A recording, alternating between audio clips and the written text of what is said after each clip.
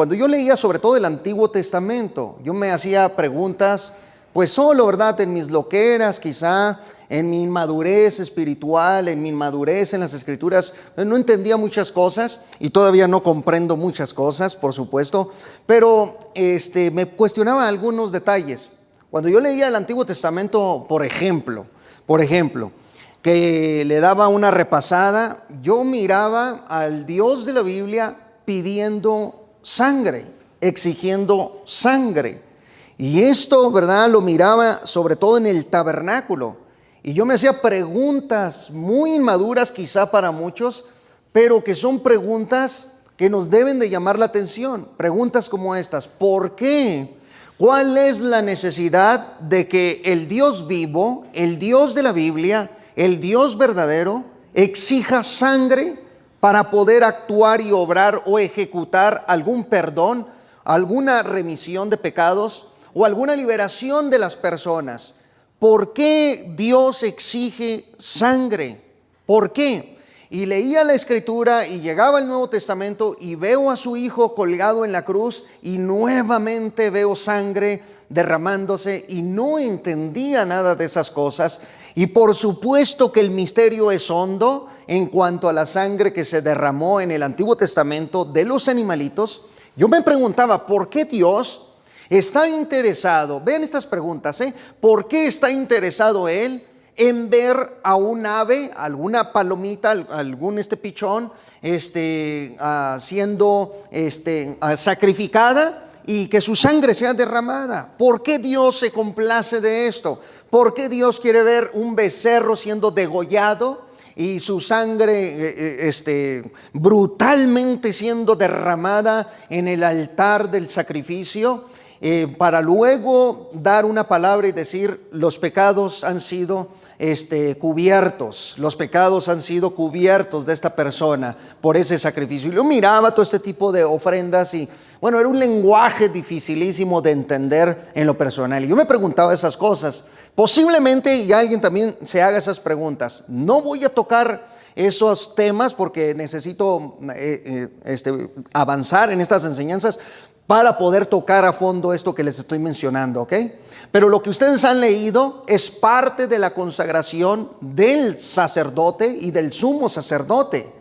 Entonces vamos a analizar, vamos a ver aquí las ofrendas, la razón por la cual Dios pedía a los sacerdotes que sacrificaran y derramaran la sangre de animalitos, etcétera, etcétera. Bien, aquí en este capítulo está la descripción de la consagración de los sacerdotes. Y es una consagración un tanto extraña, porque a cuántos de nosotros, cuando fuimos nosotros, por ejemplo, llamados al ministerio, ordenados al ministerio, a cuántos nos sacrificaron una gallina, ¿verdad? Una vaca, ¿verdad? Que esto no existe ya. A nadie se trajo, a ver, trae un becerro, ¿verdad? Para ordenar al ministerio a tal persona. Por supuesto que no. Ahora estamos bajo la gracia y entendemos que la revelación de Dios se ha concretado en otra fuente de luz más reveladora todavía.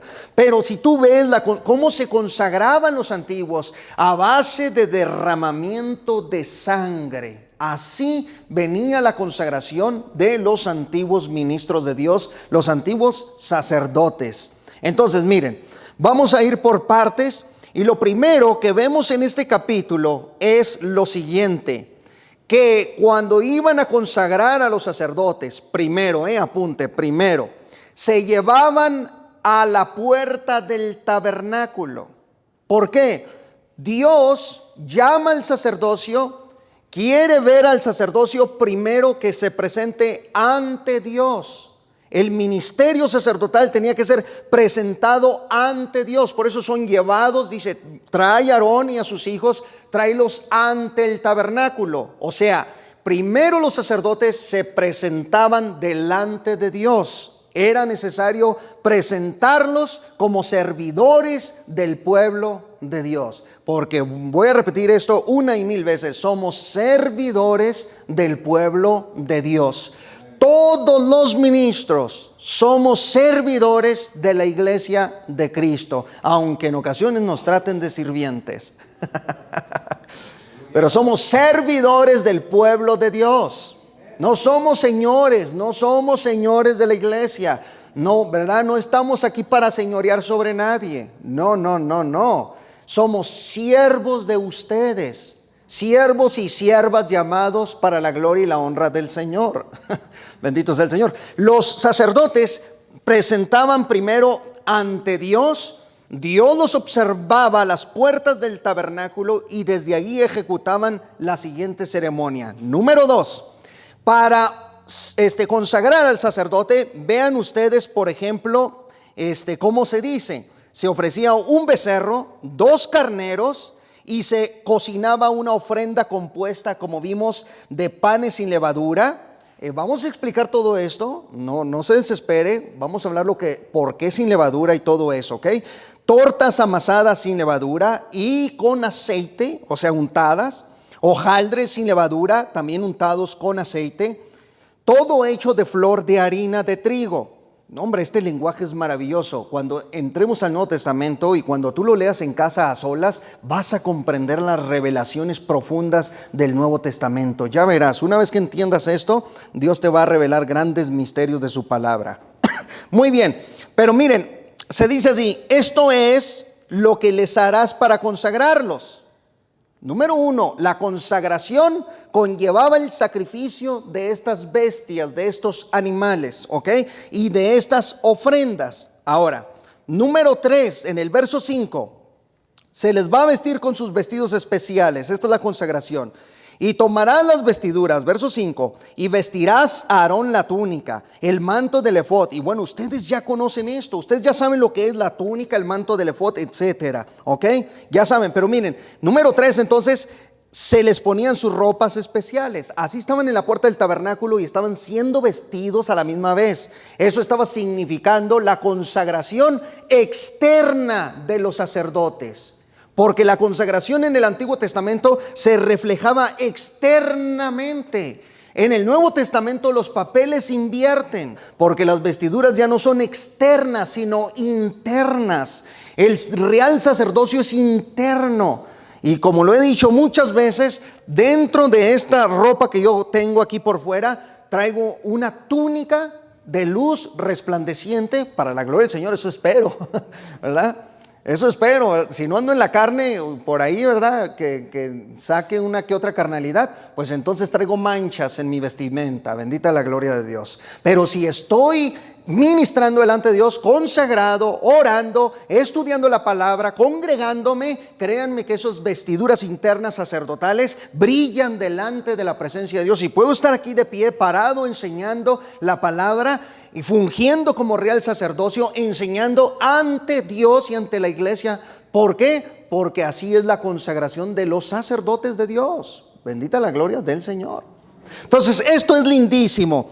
Eran vestidos de una manera estricta. Y vean, también ahí en el verso 4 dice que Dios llama al sacerdocio y le dice a Moisés: los lavarás con agua. Ahí en el verso 4, cheque, los lavarás con agua. El agua en el Antiguo Testamento, atentos a esto, el agua en el Antiguo Testamento iba a servir para purificación y limpieza de las personas o de los sacerdotes. El agua va a representar la limpieza y la purificación, pero también el agua para los antiguos era una forma de hablar de un don de Dios. ¿Sabían ustedes que el agua para los antiguos orientales significaba el don de Dios? Los antiguos conocían y tenían en su mente, cuando pensaban en el agua, ellos pensaban en un don de Dios. Por eso cuando Cristo habla con la samaritana, le dice a la mujer samaritana: si conocieras el don de Dios, ¿y quién es el que te pide? Dame de beber. Tú le pedirías a él y él te daría el don de Dios, o sea, agua viva. O sea, el agua para la mente oriental significaba el don. Por eso entendemos en el Nuevo Testamento ya la plática de Cristo con la samaritana, y Cristo estaba hablando del agua desde el punto de vista del don de Dios. ¿Y cuál era esa agua? Bueno, el agua de la gracia del Espíritu que iba a ser derramado sobre los creyentes en el Mesías. ¿Se fijaron? Entonces, ¿por qué algunos entienden agua como gracia en el Nuevo Testamento? Porque es válido, porque está hablando del derramamiento del Espíritu de gracia sobre los creyentes que van a servir a Cristo. Pero lo que yo hablo aquí es que agua en el Antiguo Testamento hablaba de purificación y del don de Dios. En el Antiguo Testamento el agua se rociaba a las personas. Entonces, el agua, recuerden, sirve para limpieza y purificación del sacerdocio. Entonces, tomaban a los sacerdotes y les echaban agua, les rociaban agua, y ellos, al recibir el agua, tenía que estar completamente limpia. Era un símbolo de purificación externa. Hermanos amados del Señor, la purificación en el Nuevo Testamento no es externa, ni la santificación ni nada de esas cosas. Eso es ignorar completamente el Nuevo Testamento. Todo hace referencia al espíritu y al alma humana. Eso vino Cristo a restaurar. Y sí, por supuesto, el cuerpo recibirá redención, como dice el apóstol Pablo, en el tiempo del fin. Bendita la gloria de Dios. Todavía no llego ahí, pero vamos por partes. Amén, hermanos. Entonces miren, después de que son purificados con agua o lavados, limpios, número 5, los sacerdotes eran ungidos con aceite. En el verso 7, miren lo que dice, verso 7. Luego tomarás el aceite de la unción y lo derramarás sobre su cabeza y le ungirás. Vea el verso 21. El verso 21. Y el aceite de la unción rociarás sobre Aarón, sobre sus vestiduras, sobre sus hijos y sobre las vestiduras de estos. Y él será santificado, y sus vestiduras y sus hijos y las vestiduras de sus hijos con él. Yo voy a tratar el tema de la unción, no se lo pierda, no se pierda el tema de la unción más adelante. Ahorita estoy en un resumen sobre estas cosas. Pero la unción también antes era por fuera, todo era externo en la antigüedad. La unción se hacía literalmente con aceite y era por fuera, y mire lo que dice, y será santificado él, y sus vestiduras externas eran santificadas cuando les caía el aceite, eran bañados con aceite, pasaban y le llenaban, le derramaban en la cabeza aceite de la unción, y el aceite recorría externamente. Y en la Escritura, nuevamente en el Nuevo Testamento, se nos habla muy poco. Solo tenemos 2 textos que hablan de la unción en el Nuevo Testamento. Voy a volver a repetir esto porque los evangélicos pentecostales, en los cuales yo me incluyo, están muy equivocados, ¿verdad? Casi es una doctrina infinita de lo que es la unción. Muchos pentecostales y muchos evangélicos no saben todavía el concepto de la unción, no la conocen, no se dan cuenta. Y por eso son estas enseñanzas tan importantes, porque 2 textos tienes de la unción en el Nuevo Testamento. Busca en todas las epístolas, en todo el Nuevo Testamento, y no vas a hallar nada más que en la epístola de Juan. Y no habla de la unción del Espíritu Santo, habla de la unción del Santo. Juan dice que tenemos la unción del Santo. Es todo lo que dice Juan en 2 versículos de su epístola. Pero ya no encuentras más temas sobre la unción. ¿Y por qué muchas veces los evangélicos quieren hacer del aceite, verdad, casi algo mágico? Casi algo, un fetiche, ¿verdad? Ya usan el aceite como si fuera no sé qué. El aceite, estrictamente hablando, atiéndame por favor, para que no me enoje. El aceite, estrictamente hablando, es un asunto antiguo testamentario. ¿Saben por qué? Porque la unción en el Nuevo Testamento es el Espíritu Santo de Dios dentro de nosotros. El Espíritu Santo no es externo, es dentro, es interno en nosotros, y la unción está derramada por dentro de nosotros. Aceite fresco lo traigo dentro, gracias a Dios. Y no necesito que alguien llegue y me ponga un cuernote así en la cabeza y me diga, recibe, profeta de Dios. Esas son doctrinas antiguotestamentarias, son la sombra borrosa de lo que había de venir. Ahora tenemos lo verdadero, lo real. Ahora, me dice, pastor, ¿usted no usa aceite? Sí, de hecho, no sé, bueno, no traigo aquí conmigo hoy, pero yo uso aceite, porque hay un texto también en la Biblia que dice, llamar a los ancianos de la iglesia, ¿verdad? Oren por él, pidan a Dios por él, únjanlo con aceite, usen aceite, se nos autoriza para eso. Sí. Y el aceite, vamos a hablar de todo eso y ustedes se van a dar cuenta realmente para qué era usado en el Antiguo Testamento. Amén. Pero la unción es el Espíritu Santo, no es que te derramen una tonelada de aceite. ¿Verdad? Y no se enoje con lo que le voy a decir, pero ese canto que dice que la tengo, sí la tengo, y dice que no la entiende, pero la tiene. ¿Cómo que no la entiende, pero la tiene? Porque dice que la unción cuando viene, cuando el Espíritu Santo te toma, tú sabes lo que el Espíritu lo que tú traes del Espíritu Santo dentro de ti. Tú entiendes todas las cosas por el Espíritu Santo. Nada de que la tengo y no sé, ¿verdad? No la entiendo, pero la tengo. Eso ya me huele a loqueras, ¿verdad? A darle rienda suelta, ¿verdad? A todo lo que se pueda en el Evangelio. O sea, en la iglesia, en los cultos, al desorden, pues. Soy pentecostal todavía, no me vea tan mal. Estamos en lo mismo, simplemente que no podemos atribuirle un fetiche, ¿verdad? No podemos ver el aceite como algo mágico, es un asunto antiguo testamentario. Ay, bendito Dios. Pero miren, cuando caía el aceite de la unción sobre Aarón, quiero que vaya al Salmo 133 y vea usted lo que le pasaba. Mirad cuán bueno y cuán delicioso es habitar los hermanos juntos en armonía. Es como el buen óleo sobre la cabeza, el cual desciende sobre la barba de Aarón, y baja hasta el borde de sus vestiduras. ¿Se fijó? Cuando el aceite llegaba a la cabeza de Aarón, al sumo sacerdote, le caía el aceite, se le bañaba toda la barba. De esto voy a hablar a profundidad más adelante. Hay un misterio muy grande aquí que vamos a descubrir más adelante. Se mojaba toda su barba. Y luego caía por sus vestiduras. ¿Y hasta dónde llegaba el aceite? Hasta los bordes. ¿Y qué había en los bordes del meil del sumo sacerdote? ¿Qué había en los bordes del manto? Las campanitas se empapaban. ¿Y qué más? Las granadas, el fruto, se empapaban de aceite. Era bañado completamente del aceite de la unción. Esta imagen era realmente maravillosa. Bendita la gloria del Señor.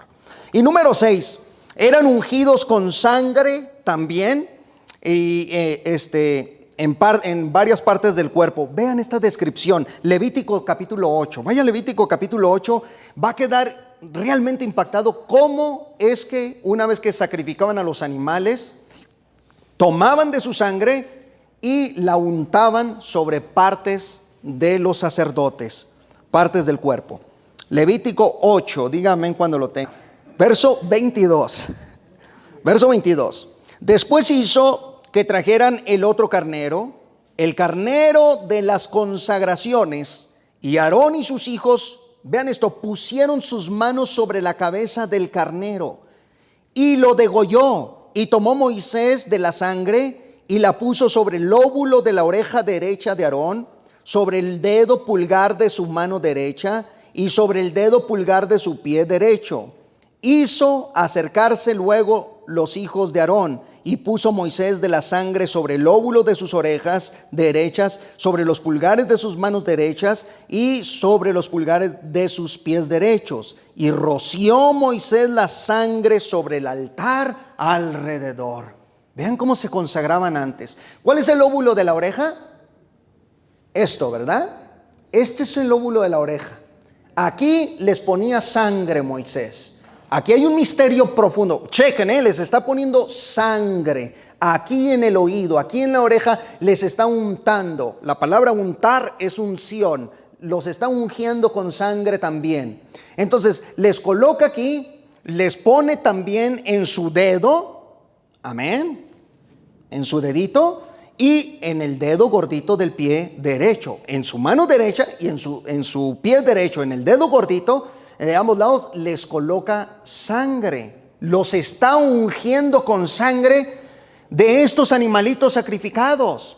Entonces la ceremonia era así, los pasaba Moisés, traían a la bestia, traían al animal, el animal tenía que ser sin defecto, tenía que ser puro, tenía que ser una bestia sana, completamente sana, no tenía que tener ninguna enfermedad, lo colocaban y Moisés tomaba la mano del sumo sacerdote Aarón, tomaba su mano y tomaba la mano de los demás sacerdotes, sus hijos, y la colocaba sobre la cabeza de la bestia, del animal.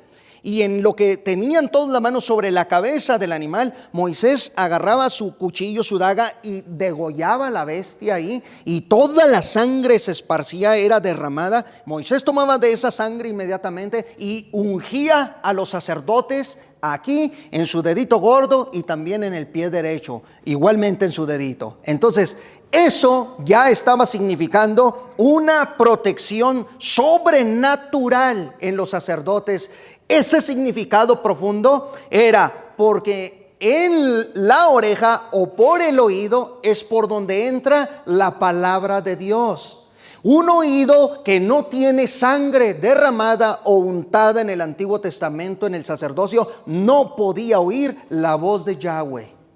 Dios no le hablaba a ningún sacerdote que no tuviera sangre untada sobre su oído, porque por aquí Dios quería purificar, santificar, liberar por completo el oído para que oyeran la voz de Yahweh, bendito sea.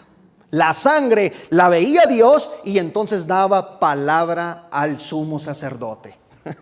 No miraba la sangre, no había palabra de Dios.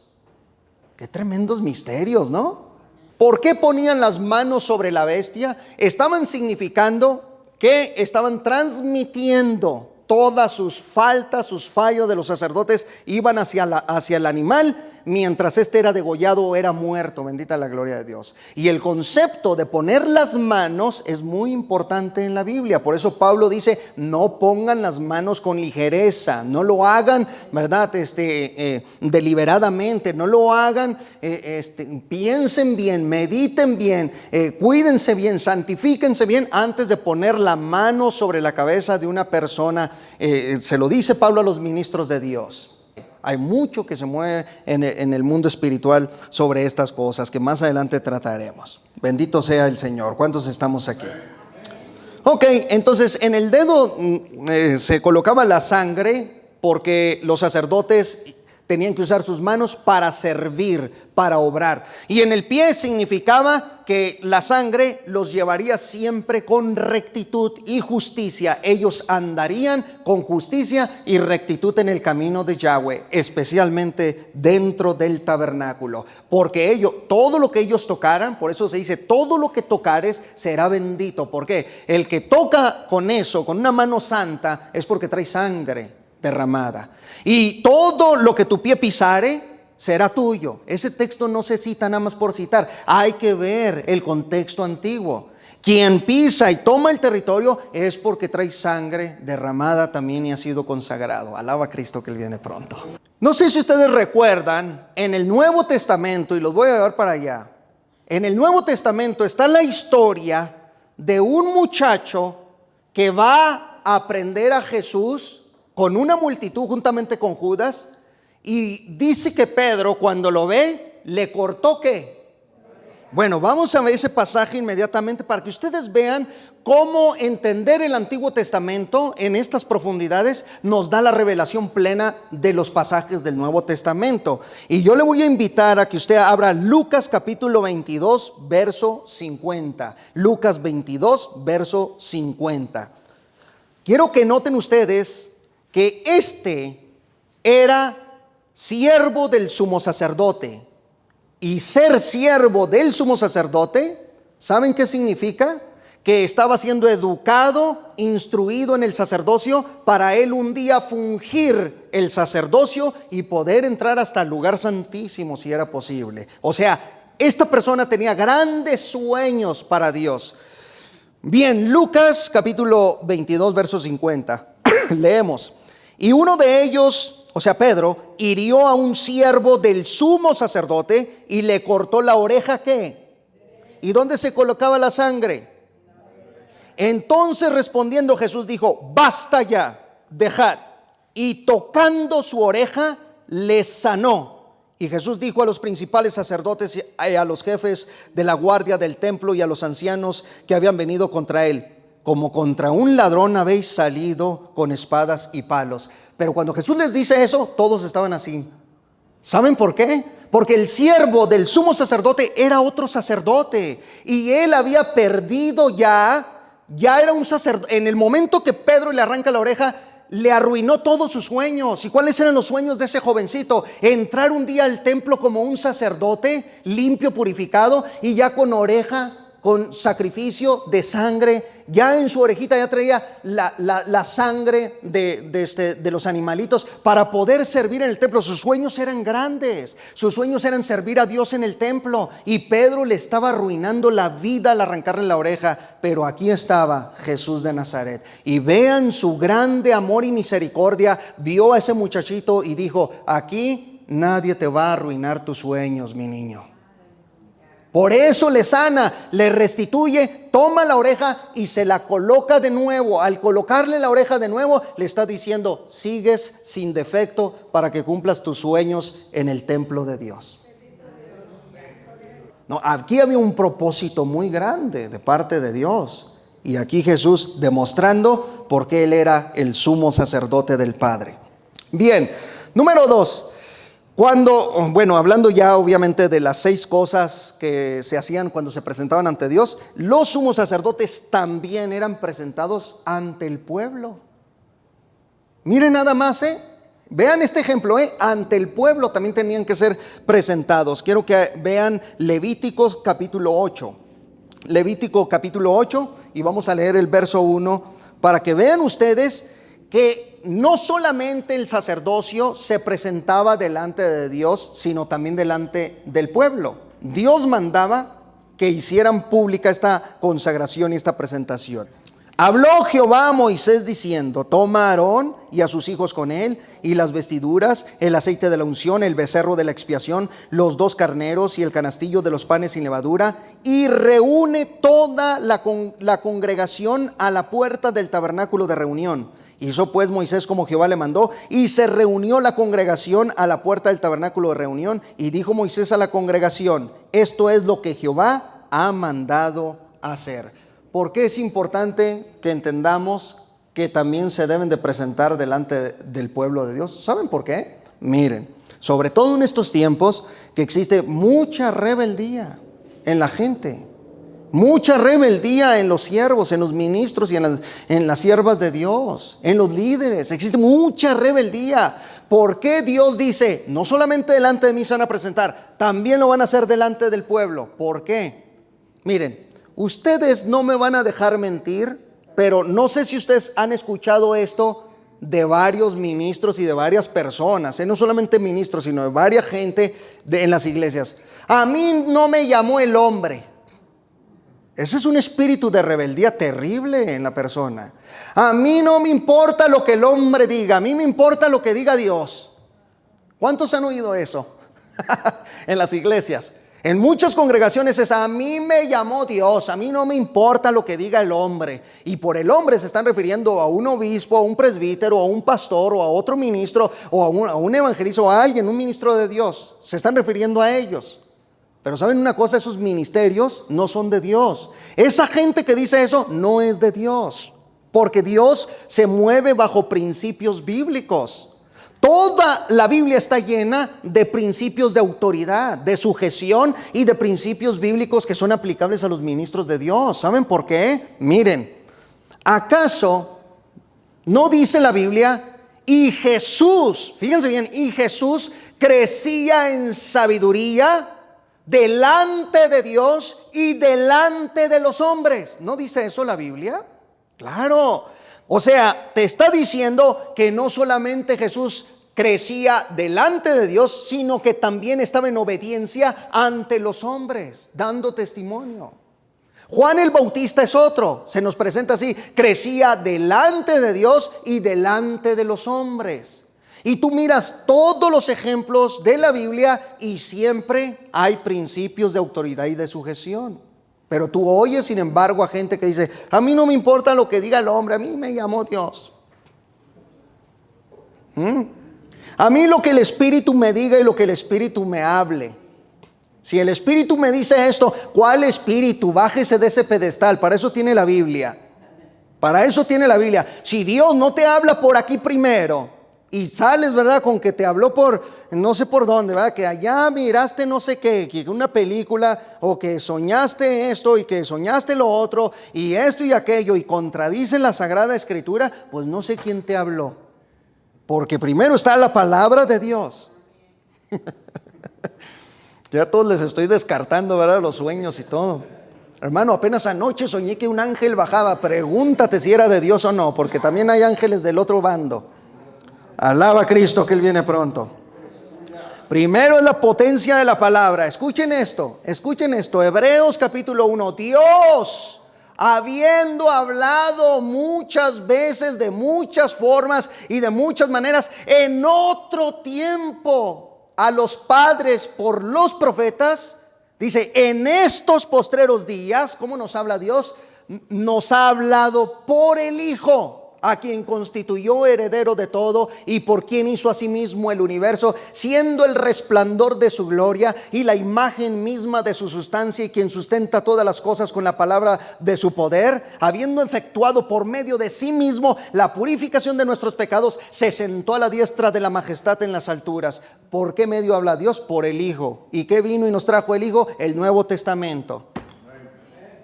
Entonces está descartando que Dios no, sí, Dios te puede, por supuesto que Dios te puede mostrar y te puede enseñar algo, por supuesto que puede estar esa posibilidad, pero esa experiencia jamás estará sobre la Biblia. No se trata de que es que a mí me habló en un sueño, ya no me importa lo que diga esto y lo otro aquello. Primero está la Escritura, bendita la gloria del Señor. Entonces estamos viendo aquí cómo era la consagración de estos hombres de Dios, ungidos, poderosos, pero bueno.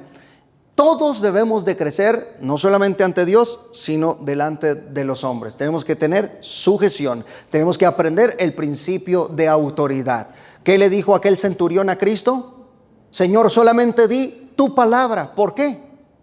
Porque dice, yo también, es un centurión del gran imperio romano, una potencia mundial terrible en el Antiguo y en el Nuevo Testamento que surgió. Era un imperio tremendo, el imperio romano. Y ese centurión que estaba encargado de 100 soldados, él mismo dice, yo soy un hombre sujeto también. Y si me dicen a mí, haz esto, lo hago. Así como yo le digo a mis siervos, haz esto, ellos lo hacen. Tú, Señor, nada más di tu palabra, porque yo sé que tú eres más grande que todo el imperio romano y que yo mismo. Con tu palabra tengo. Jesús lo volteó a ver y dijo, ni en todo Israel he encontrado la fe que tiene este hombre. Ve que tu siervo ha sanado.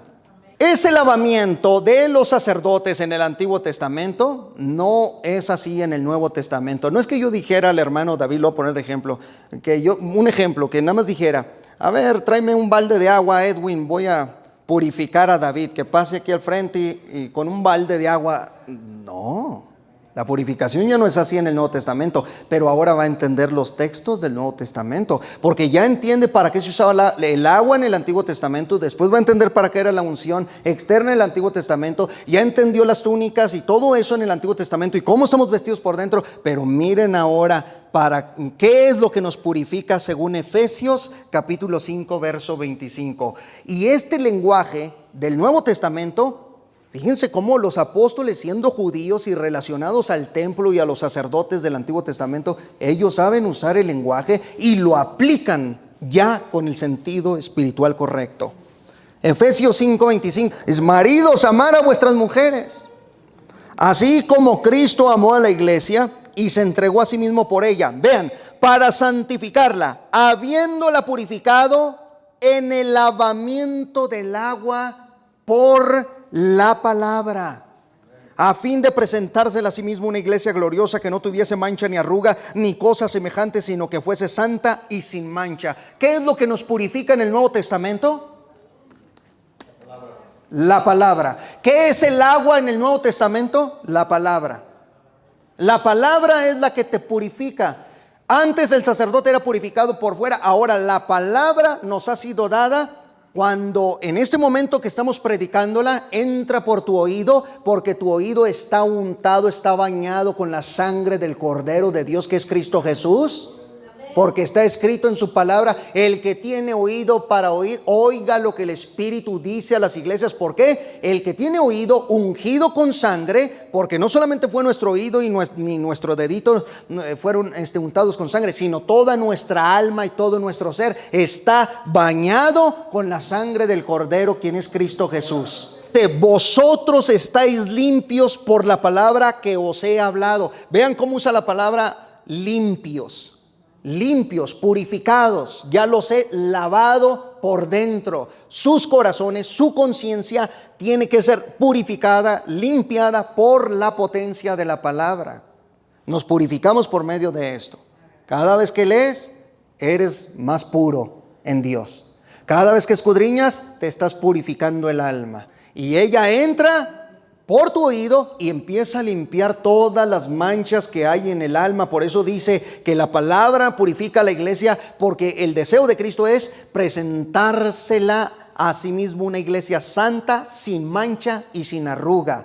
Así como las vestiduras de los sacerdotes no tenían ni una sola arruga, sino que estaban, mira, por el calor de la presencia de Dios, planchaditas, bonitas, hermosas, y luego limpias con el agua. Así la palabra en nuestra alma nos limpia de toda mancha de pecado. Cada vez que vienes al culto es una victoria tremenda, porque la palabra de Dios te está purificando. Cada vez que oyes la palabra, te está purificando el alma. Bendita sea la gloria de Dios. Y la santificación la voy a hablar después, porque eso se relaciona con la unción. Vean, el agua del Antiguo Testamento se relaciona con la palabra. La unción del Antiguo Testamento se va a relacionar, esto está maravilloso, con la santificación por medio del Espíritu Santo. Todos estos términos son bellos. Ahora, quiero que vayan a 1 Corintios capítulo 6, verso 11. Y esto erais algunos, mas ya habéis sido lavados. Ya lavados con la palabra. Ya habéis sido santificados. Santificados por la unción del Espíritu Santo. Ya habéis sido justificados por el sacrificio en el nombre del Señor Jesús y por el Espíritu de nuestro Dios. Y en Hebreos también se nos dice: acerquémonos con corazón sincero, en plena certidumbre de fe, purificados los corazones de mala conciencia y lavados los cuerpos con agua pura. Todo este lenguaje ya tiene un significado espiritual revelado por los apóstoles en el Nuevo Testamento. ¿Qué es lo que Dios purifica con su palabra? Nuestra conciencia. Y en nuestra conciencia hay muchos secretos. Pueden ser secretos impuros, inmundos, secretos que guarda el hombre y la mujer. Por eso dice Pablo: tranquilos y tranquilas, porque en el día del juicio se van a revelar públicamente todos los secretos que jamás confesaste delante de Dios. Éxodo capítulo 12 y verso 21. Moisés convocó a todos los ancianos de Israel y les dijo: sacad y tomad corderos por vuestras familias y sacrificad la Pascua, y tomad un manojo de hisopo y mojadlo en la sangre que estará en un lebrillo, y untad el dintel y los dos postes con la sangre que estará en el lebrillo, y ninguno de vosotros salga de las puertas de su casa hasta la mañana, porque Jehová pasará hiriendo a los egipcios, y cuando vea la sangre en el dintel y en los dos postes, pasará Jehová a aquella puerta y no dejará entrar al heridor en vuestras casas para herir. Bendita la gloria del Señor. Aquí, este primer pasaje, por eso traje esa imagen. No sé si recuerdan, en Egipto, los judíos, los hebreos colocaron sangre alrededor de las puertas de sus casas. Pasaba el ángel de la muerte y cuando miraba la sangre no podía entrar para matar a los hijos de Israel, a los primogénitos de Israel, porque la sangre, al ser vista por el ángel destructor, hacía que lo repeliera y no entraba a dañar ni a quitarle la vida a nadie. En cambio, los hijos de los egipcios murieron todos los primogénitos de ellos. Entonces, ¿qué nos está diciendo ya desde aquí? Que la sangre del Cordero nos protege de la muerte.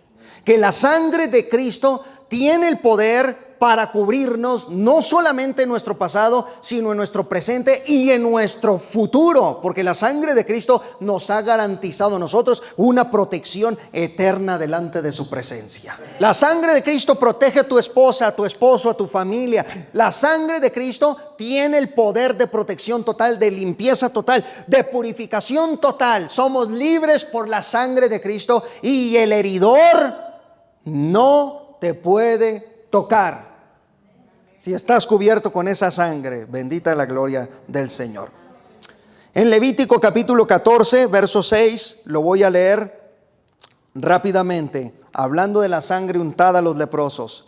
Después tomará la avecilla viva, el cedro, la grana y el hisopo, y los mojará con la avecilla viva en la sangre de la avecilla muerta sobre las aguas corrientes, y rociará 7 veces sobre el que se purifica de la lepra, y le declarará limpio, y soltará la avecilla viva en el campo. Fíjense bien este lenguaje impresionante. Todos los leprosos en el Antiguo Testamento y en tiempos de Jesús, ellos los alejaban, los sacaban fuera de la ciudad. Tenían un campamento ellos aparte. Todos los leprosos estaban aislados, estaban fuera de la ciudad por causa del contagio. Y allá los tenían hasta que quedaban completamente limpios o hasta que se murieran. Muchos de ellos morían podridos por la lepra. Morían así porque era una enfermedad terrible. Entonces, cuando se llamaba a un leproso, lo traían al sumo sacerdote. Y fíjense bien, el leproso venía al sumo sacerdote y se acercaba a él. Y el sumo sacerdote lo revisaba y no lo tocaba, pero decía, en efecto, tiene lepra, quedará inmundo. Desde ese momento ese leproso salía del sumo sacerdote e iba gritando por las calles hasta que llegara al campamento o al lugar donde iba a quedar aislado. Él gritaba, impuro, soy impuro, para que la gente no se acercara. Y él tenía que socialmente pasar esa vergüenza. Gritaba que él era impuro, que nadie se le acercara. Qué tremendo, ¿no? Entonces lo alejaban y quedaba allá hasta que sanara por sí solo o moría. En la mayoría de los casos, todos estos morían. Ahora, lo que Cristo hace con un leproso es impresionante, porque aquel leproso se da cuenta que Jesús anda por ahí. Y miren lo que dice en Marcos 1:40. Vino a él un leproso. ¿Y a quién iban los leprosos? Al sumo sacerdote. ¿Por qué este leproso no fue el sumo sacerdote de Israel? Pero ve a Jesús y dice, y vino a él un leproso. ¿Saben por qué? Desde ese momento el leproso está viendo a Jesús como el verdadero sumo sacerdote, el Hijo eterno del Padre. Y se le acerca y dice, y vino a él un leproso, rogándole e hincando la rodilla, le dijo, si quieres, vean esto, si quieres, puedes limpiarme. Así le dice. Salió del campamento, Jesús le ayudó un poquito, pasó cerca de ahí. Jesús le está ayudando un poquito al pasar cerca del aislamiento. Le está diciendo, aquí estoy, este es tu momento. Y el leproso medio se asomó y se acercó. Este es tu momento, vamos, aquí estoy. Y en lo que va pasando, el sumo sacerdote, el Hijo eterno del Padre, viene el leproso y le, si quieres, y él se hincó, dice, hincando la rodilla, dice, si quieres, puedes limpiarme. Y el Señor lo vio y le dice, quiero, sé limpio. Y el sumo sacerdote jamás tocaba a un leproso, pero miren lo que dice, y Jesús, teniendo misericordia de él, extendió la mano y le tocó. Fíjense nada más, estas frases son tremendas, le tocó, este pasaje le tocó. Para que te des cuenta que a los leprosos nadie los tocaba, ni los sacerdotes, porque el que lo tocaba quedaba inmundo o contagiado. Pero el que es santo no puede ser contagiado, ni quedar impuro, menos el que es 3 veces santo. Y dice, y le dijo, quiero ser limpio. Así que él hubo hablado, al instante la lepra se fue de aquel, al instante, y quedó limpio. Entonces le encargó rigurosamente y le despidió luego. Y miren lo que le dice el Señor. Y le dijo, mira, no digas a nadie, sino ve, muéstrate al sacerdote y ofrece por tu purificación lo que Moisés mandó para testimonio a ellos. Vean el amor del Señor. Todavía le dice, para que no estés en rebeldía, ve al principio de autoridad. Ve y muéstrate al sumo sacerdote y dile que ha sanado. Bendita la gloria del Señor. Póngase sobre sus pies, por favor.